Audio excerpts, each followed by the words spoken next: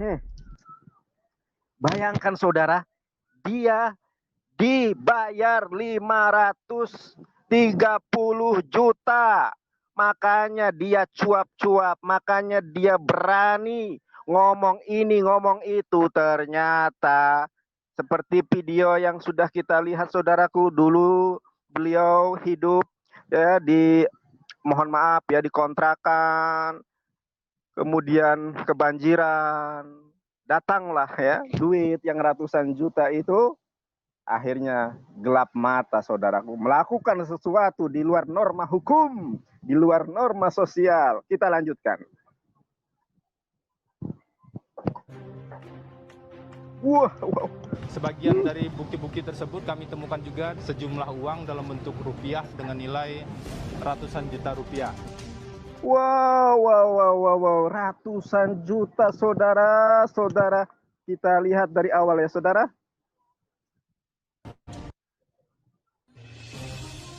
Akhirnya terbongkar semuanya. Terbongkar.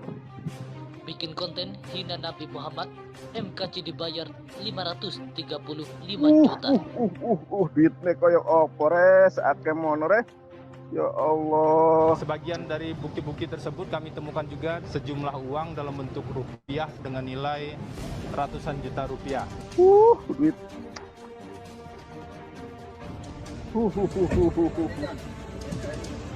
Tuh. Dia murtad gara-gara duit, ya. Ya, habis gitu saudaraku, kemudian tadinya dia tuh normal ya. Setelah dia murtad karena dapat duit ratusan juta itu, kecelakaan. Akhirnya kakinya harus pakai fan. Fan itu kayak besi gitu ya, di tulang itu loh ya, biar lurus. Makanya berjalannya agak tidak normal, saudara. Ternyata dibayar saudara-saudari yang terkasih.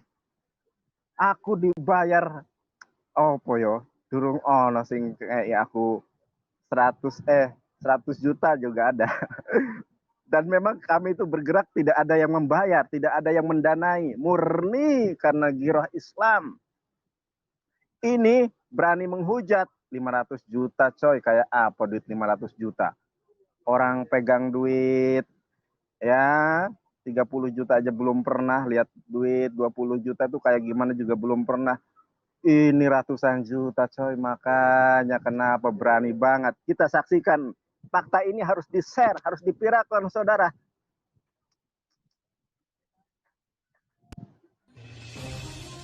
Akhirnya terbongkar semuanya. Bikin konten hina Nabi Muhammad, MKC dibayar 535 juta. Wow, koyo opo duit koyo semono akeh rek. Sebagian dari bukti-bukti tersebut kami temukan juga sejumlah uang dalam bentuk rupiah dengan nilai ratusan juta rupiah.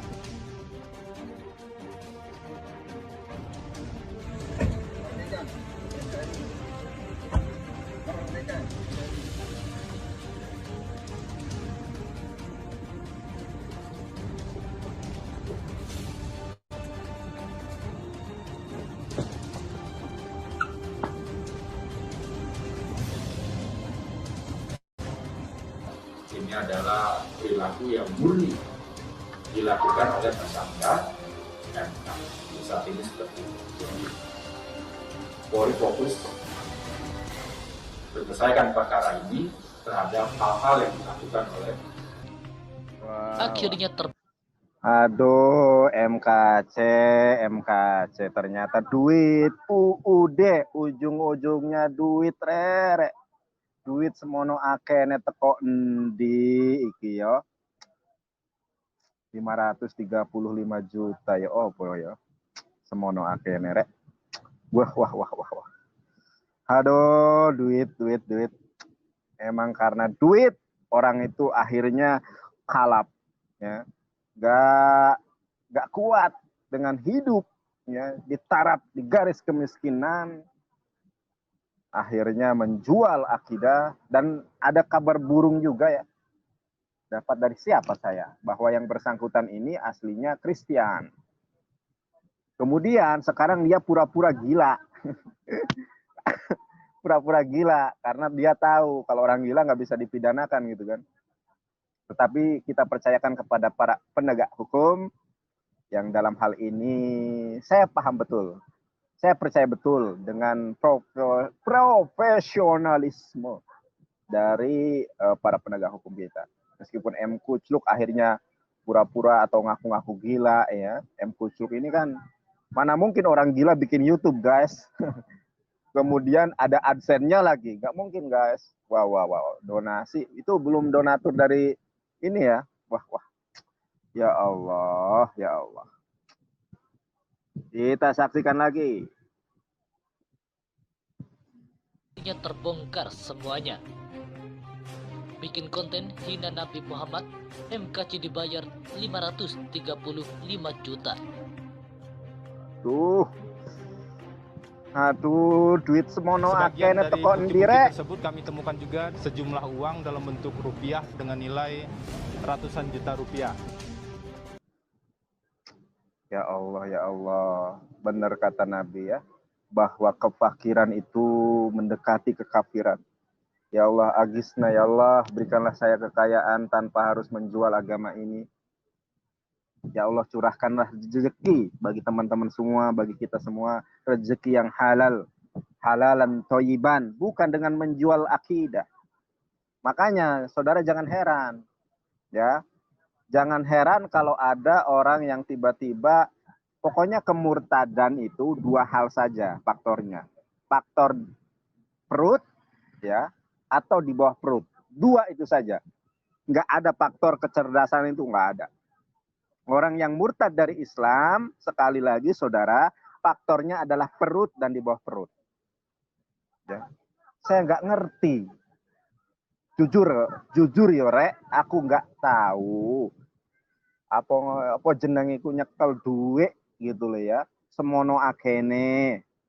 Yo apa rere semono akene duit yo. 500 juta rek. 500 juta. 35. Wih kaya apa rek aku lek duit semono akene tak tuku apa yo?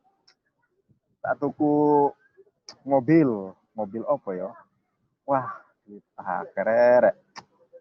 Saudara, itulah harus ditanamkan iman yang sedalam-dalamnya, saudara.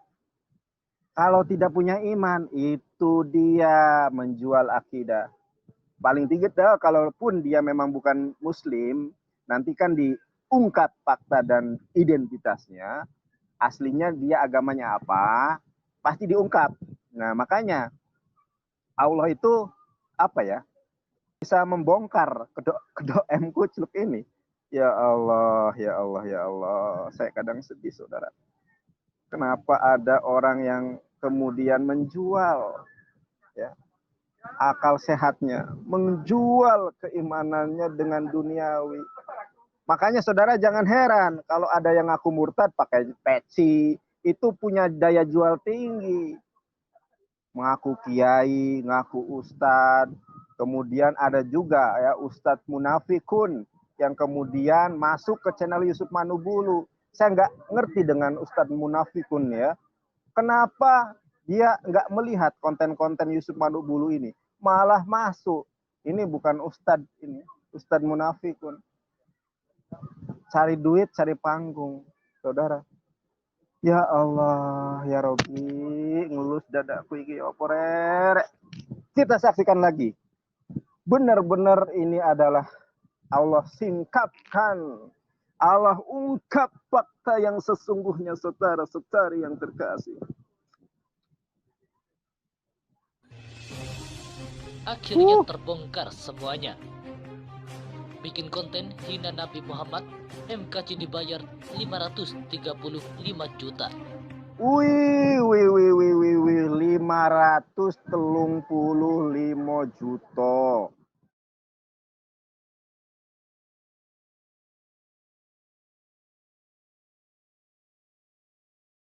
Mungkin saya mau bertanya ke Bang Bokson karena Bang ini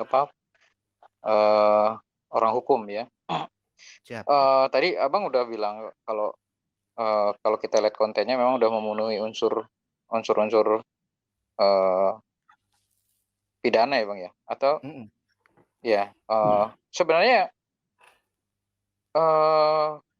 yang saya mau tanyakan dari mana Nandar bisa mendapatkan data-data itu Bang? Apakah boleh padahal dia sendiri kan bukan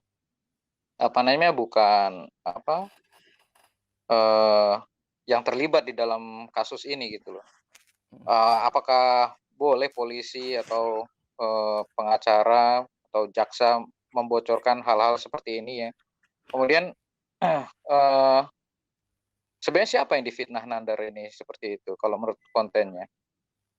Kalau kita lihat, kalau dari bahasanya tadi yang saya dengar dibayar oleh oten-oten untuk menghina Nabi, berarti kan yang dia fitnah bukan MKC, kayak orang Kristen gitu. Kan tidak ada dasar dia seperti itu untuk membuktikannya, itu kan nggak bisa itu. Itu mungkin Bang pertanyaan saya Bang Bosan. Baik, terima kasih Bang NYL. Izin bertanya Bang NYL. Ini saya off-kan video Bang karena saya sambil merokok. Oke, baik. Terima kasih Bang. Jadi begini, inilah salah satu yang harus kita bahas. Ini Bang Putra Gabriel, benar Bang. Jadi yang pertama, si Nandar itu dapat informasi dari mana? Saya katakan itu informasi yang dia karang-karang. Itu informasi yang dia ciptakan, itu informasi bukan seperti sebenarnya. Karena apa? Itu Pak MKC aja masih isolasi mandiri kok, masih screening. Belum di BAP. Gitu loh. Dia keterangan apa yang diambil? Nah, dalam hukum pidana itu ketika tersangka itu diperiksa wajib didampingi penasihat hukum, pengacara. Pak MKC itu pengacaranya ada. Kalau Pak MKC diperiksa harusnya pengacaranya ada didampingi situ dan pengacaranya akan pasti bantah informasi itu. Tapi ini kan manusia yang satu sengaja membangun, memanas-manaskan situasi sehingga saling serang. Apa kalau dalam bahasa medannya ini kompor gitu loh, kompor beluduk gitu loh. Jadi itu yang pasti kalau konten dia itu sudah memenuhi unsur. Nah, dalam undang-undang ITE sering orang begini, kan saya nggak tulis nama gitu loh. Kan saya gini, itu dalam hukum nggak berlaku lagi Bro Nandar. Jangan berkilah seperti itu, nggak bisa. Anda tulis, Anda bilang oten, penyidik akan ngejar. Anda bilang itu karena ada objeknya, ada subjeknya. Ingat, dalam hukum itu nggak berlaku. Dulu mungkin bisa, tapi sekarang enggak. Anda akan dikejar. Oten yang Anda maksud itu siapa? Anda tujukan ke siapa? Manusia itu nggak mungkin ngomong tidak ada tujuannya. Apalagi di-upload di media sosial. Artinya apa? Ada yang dituju, ada pesan yang disampaikan. Ini akan dikejar. Nggak bisa penegak hukum Anda bodoh-bodohin seperti itu, Bos Nandar. Nggak bisa. Saya mau ajak semua YouTuber Kristen, saya akan ajak. Ayo kita lapor polisi, kenapa tidak? Kumpulkan datanya sebanyak-banyaknya. Saya siap. Ini konteks kita sebagai warga negara. Oh, nggak ada yang bisa ngalangin kita mau lapor polisi, Bos. Nggak ada itu. Dan kita mengawasi proses hukum ini. Itu loh. Jangan berpikir ini akan kita, oh enggak. Saya pribadi, saya pantau terus tiap hari. Saya pantau terus beritanya. Dan saya kontak teman yang ada di Barreskrim, sudah sejauh mana prosesnya. Saya komunikasi terus. Tapi itu nggak mesti gitu loh. Nggak mesti harus harus kita, menurut saya itu nggak usah lah kita balas-balasan gitu loh. Sudahlah. Kita pacu aja penegakan hukum. Siapa mau kita laporkan? Gitu loh. Ustadz Abdul Somad. Ya kalau ada aturan yang dia langgar, ayo kita lapor. Gitu loh. Kenapa? Jenderal aja di negara ini kalau salah harus dihukum. Kalau kita bicara penegakan hukum. Hukum itu untuk membuat damai salah satu tujuannya. Menertibkan. Kalau kita saling serang itu nggak tertib. Ujung-ujungnya apa? Chaos. Chaos, benar. Kita akan perang jadinya. Karena dibakar-bakar terus, Bung ya. Iya. Ayo. Okay. Kejadian, saya maunya gini, Bang Yanel. Kejadian hari ini kita berbicara penegakan hukum ya. Selama ini mungkin kita tidak peduli. Ayo sama-sama kita. Ini kita jadikan momentum pemersatu kita. Setuju. Apa boleh buat MKC sudah diproses. Biar. Dan saya di berbagai pertemuan saya pernah bilang. Itu loh. Kalau ini diakuin atau kalau ini disadari oleh petinggi-petinggi negara kita ini, muncul karena ketidakadilan selama ini. Ada orang bebas menyerang agama orang lain, dibiarkan berkeliaran. Turun tangan dong. Tunjukkan tanggung jawabmu sebagai petinggi negara. Tunjukkan tanggung jawabmu sebagai penegak hukum. Pertanggungjawabkan sumpah jabatanmu sebagai penegak hukum. Bukan hanya kepada kami, tapi kepada Tuhanmu. Sumpah itu di hadapan Tuhan, pejabat negara itu. Penegak hukum itu sumpahnya di hadapan Tuhan. Begitu. Baik. Jadi saya rasa dengan begitu kita bisa melakukan hal yang baik, tapi bukan berarti kita membenarkan yang salah. Begitu. Begitu mungkin jawaban dari saya, Bang Gabriel. Mantap, mantap, Bung.